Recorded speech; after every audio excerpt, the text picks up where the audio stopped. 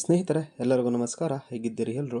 ಸ್ನೇಹಿತರೆ, ನಿನ್ನೆ ನಡೆದಂಥ ಒಂದು ಇನ್ಸಿಡೆಂಟ್, ಅಹಮದಾಬಾದ್ನ ಏರ್ಪೋರ್ಟ್ ಬಳಿ ಒಂದು ಇನ್ಸಿಡೆಂಟನ್ನು ಆಗ್ತದೆ. ಆ ಇನ್ಸಿಡೆಂಟಲ್ಲಿ ಟೋಟಲು 243 ಜನ ಇರ್ತಾರೆ.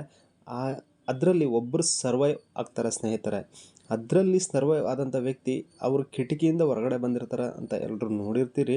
ಆದರೆ ಆ ಫ್ಲೈಟ್ ಏನಾಗಿತ್ತು, ಏನಕ್ಕೆ ಆ ಥರ ಅಲ್ಲಿಗೆ ಹೋಗಿತ್ತು ಅಂತ ಹೇಳಿದ್ರೆ, ಆ ಫ್ಲೈಟ್ ಇಂಜಿನ್ ದೋಷದಿಂದ ಅಲ್ಲಿಗೆ ಹೋಗಿದೆ ಸ್ನೇಹಿತರೆ. ಒಂದು ಇನ್ಸಿಡೆಂಟ್ ಹೇಳ್ಬೇಕಂದ್ರೆ, ಅದು ಹೋಗಿರತಕ್ಕಂಥದ್ದು ಒಂದು ಹಾಸ್ಟೆಲ್ನ ಸಮೀಪಕ್ಕೆ. ಆ ಸಮೀಪದಲ್ಲಿ ಊಟ ಮಾಡ್ತಿರತಕ್ಕಂಥ ಹಾಸ್ಟೆಲ್ ಹುಡುಗರು ಟೋಟಲ್ಲು 40 ಜನ ಆ ಮುಂದಿನ ವಿದ್ಯಾರ್ಥಿಗಳು ಊಟ ಮಾಡ್ತಾ ಇರ್ತಾರೆ.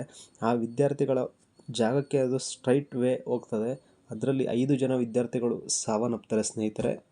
ಇದೆಲ್ಲ ಒಂದು ಪಕ್ಕಕ್ಕಿಟ್ಟರೆ, ಮತ್ತು ಇನ್ನೊಂದು ಕಡೆ ಒಂದು ಫ್ಲೈಟ್ನ ತಯಾರು ಮಾಡಬೇಕಂದ್ರೆ ಮಿನಿಮಮ್ ಅಂದರೂ 10 ವರ್ಷ ಬೇಕಾಗುತ್ತೆ ಸ್ನೇಹಿತರೆ. ಅದು ನಿಮ್ಗೆಲ್ರಿಗೂ ಗೊತ್ತಿಲ್ಲ ಅನಿಸುತ್ತೆ. ಯಾಕಂತ ಹೇಳಿದ್ರೆ, ನಾವೊಂದು ಕಾರ್ ತೊಗೋಬೇಕು, ಒಂದು ಬೈಕ್ ತೊಗೋಬೇಕು ಅಂದರೆ 1 ಮಂತ್ ಒಳಗಡೆ ನಮಗೆ ಬುಕ್ಕಿಂಗನ್ನು ಮಾಡಿದ್ರೆ ಅದು ನಮಗೆ 1 ಮಂತ್ ಒಳಗಡೆ ನಮಗೆ ಕೈ ಸೇರುತ್ತೆ. ಆದರೆ ಒಂದು ಫ್ಲೈಟ್ನ ತಯಾರು ಮಾಡಲಿಕ್ಕೆ ನಾವು ಇವಾಗ ಬುಕ್ ಮಾಡಿದ್ರೆ, ನಾವು ಒಂದು ಫ್ಲೈಟ್ನ ಖರೀದಿಗೆ ಬುಕ್ ಮಾಡಿದ್ರೆ ಆ ಫ್ಲೈಟ್ ನಮಗೆ ಸಿಗಬೇಕು ಅಂತ ಹೇಳಿದ್ರೆ ಮಿನಿಮಮ್ 10 to 10.5 ಇಯರ್ ಬೇಕಾಗುತ್ತೆ ಸ್ನೇಹಿತರೆ. ಅಲ್ಲಿವರೆಗೂ ನಮಗೆ ಅದು ಕೈಗೆ ಸಿಗಲ್ಲ. ಆ್ಯಕ್ಚುಲಿ ಅದು ಹೇಳಬೇಕು ಅಂದರೆ, ನಮ್ಮ ಏರ್ ಇಂಡಿಯಾ ಏನಿದೆಯಲ್ಲ, ಅದು ಲಾಸ್ಟ್ ಇಯರ್ ಕೂಡ ಸೇಮ್ ಫ್ಲೈಟ್ ಏನಿದೆ, ಇದೇ ಸೇಮ್ ಫ್ಲೈಟ್, ಇದೇ ಥರ ಒಂದು ಫ್ಲೈಟ್ ಆಕ್ಸಿಡೆಂಟ್ ಆಗಿದೆ.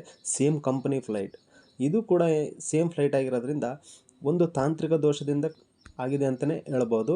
ಜೊತೆಗೆ ಇದೇನು ಫ್ಲೈಟ್ ರನ್ನಿಂಗ್ ಇತ್ತಲ್ಲ, ಅವರು ಮೆಡಿಕಲ್ ಟೆಸ್ಟ್ ಮಾಡಿಸಿದಾರಾ ಇಲ್ವಾ ಅಂತ ಒಂದು ಉದಾಹರಣೆ ಆಗಿರ್ತದೆ. ಯಾಕಂತ ಹೇಳಿದ್ರೆ, ಅವರು ಫ್ಲೈಟಿಗೆ ಹೋಗಬೇಕಾದ್ರೆ, ಒಬ್ಬ ಫ್ಲೈಟ್ನ ಪೈಲಟ್ ಆಗಬೇಕಾದ್ರೆ ಅವರಿಗೆ ಮೆಡಿಕಲ್ ಚೆಕಪ್ಗಳಿರ್ತದೆ, ಪ್ರತಿಯೊಂದು ಟೆಸ್ಟ್ಗಳು ಇರ್ತದೆ. ಆ ಟೆಸ್ಟಲ್ಲಿ ಅವರು ಎಷ್ಟು ತಿಂಗಳ ಮುಂಚೆ ಟೆಸ್ಟ್ ಮಾಡಿಸಿದ್ರು, ತದನಂತರ ಅವರು ಹೋಗಿದ್ರಾ ಇಲ್ಲ ಅದಕ್ಕೂ ಮುಂಚೆನೇ ಟೆಸ್ಟ್ ಮಾಡಿಸಿ ಹೋಗಿದ್ರಾ, ಅದೆಲ್ಲ ಕೂಡ ಜಾಲಾಡ್ತಾರೆ ಸ್ನೇಹಿತರೆ.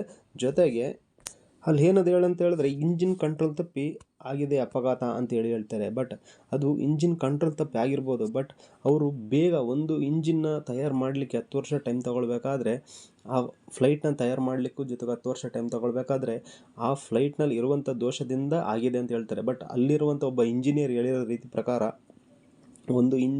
ಒಂದು ಫ್ಲೈಟ್ನ ಬೇಗ ಡೆಲಿವರ್ ಮಾಡಬೇಕಂತೇಳಿ ಅವರು ಬೇಗ ಒಂದು ಸಣ್ಣ ದಾರಿಯನ್ನು ಹುಡಿಕೊಂಡು ಬೇಗ ಅದನ್ನು ಮಾಡ್ತಾ ಇದ್ದಾರೆ ಅಂತೇಳಿ ಹೇಳ್ತಾ ಇದ್ದಾರೆ. ಜೊತೆಗೆ ಇನ್ನೊಂದು ಲಾಸ್ ಅದರಲ್ಲಿ ಏನಾಗಿದೆ ಅಂತ ಹೇಳಿದ್ರೆ, ಒಂದು ಕುಟುಂಬ, ಮಕ್ಕಳು ಅವರು ಎಲ್ಲ ಸೇರಿಸಿ ಒಂದು ಕುಟುಂಬ ಅದರಲ್ಲಿ ಸಾವನ್ನಪ್ಪಿದ್ದಾರೆ. ಹಾಗೆ ಅಹಮದಾಬಾದ್ನ ಮಾಜಿ ಮುಖ್ಯಮಂತ್ರಿನೂ ಕೂಡ ಡೆತ್ ಆಗಿದ್ದಾರೆ. ಅದು ನಿಮ್ಗೆಲ್ಲರೂ ಕೂಡ ಗೊತ್ತಿರೋ ವಿಷಯನೇ. ಆದರೆ ಇದರಲ್ಲಿ 40ಕ್ಕೂ ಹೆಚ್ಚು ವಿದ್ಯಾರ್ಥಿಗಳೇನಿದ್ದಾರಲ್ಲ, ಅವರು ಅಲ್ಲಿ ಕಾಲೇಜಿಗೆ ಓದಲಿಕ್ಕೆ ಬಂದಿರತಕ್ಕಂಥ ವಿದ್ಯಾರ್ಥಿಗಳು, ಬಡ ವಿದ್ಯಾರ್ಥಿಗಳು, ಕನಸನ್ನು ಕಟ್ಕೊಂಡು ಬಂದಿರತಕ್ಕಂಥ ವಿದ್ಯಾರ್ಥಿಗಳು, ಅವರೆಲ್ಲರೂ ಕೂಡ ಇರ್ತಾರೆ. ಅದರಲ್ಲಿ 5 ಮಕ್ಕಳು ಸಾವನ್ನಪ್ಪಿರ್ತಾರೆ. ಆ ವಿದ್ಯಾರ್ಥಿಗಳು 5 ಮಕ್ಕಳು ಸಾವನ್ನಪ್ಪಿರ್ತಾರೆ. ಆದರೆ ಆ ಕುಟುಂಬಕ್ಕೆ ಸರ್ಕಾರ ಏನು ಕೊಡುತ್ತೋ ಅವರಿಗೆ ಗೊತ್ತಿದೆ. ಯಾಕಂತ ಹೇಳಿದ್ರೆ, ಸರ್ಕಾರ ಏನು ಕೊಡುತ್ತೆ ಅನ್ನೋದಕ್ಕಿಂತ ಆ ಫ್ಲೈಟ್ ಹೇಗೆ ಕ್ರಾಶ್ ಆಯಿತು ಅನ್ನೋದನ್ನು ಚೆಕ್ ಮಾಡೋದೇ ಸ್ವಲ್ಪ ಡಿಲೇ ಆಗ್ತಾಯಿದೆ.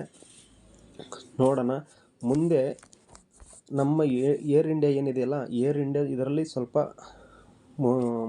ಎಚ್ಚೆತ್ತುಕೊಳ್ಬೇಕು ಅಂತೇಳಿ ಕೇಳ್ಕೊಳ್ಳೋಣ.